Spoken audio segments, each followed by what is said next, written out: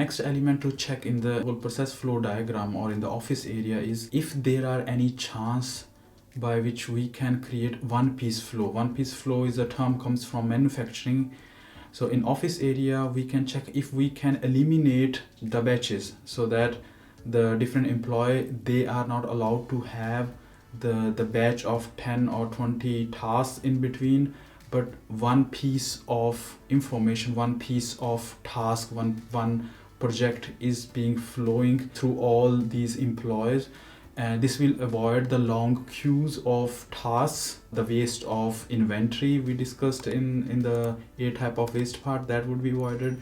And this can be done by specifying minimum and maximum number of tasks in that area, that we will not start fifth project or fourth project until we haven't finished the last three projects and they are not out of the department and they have moved to the another departments.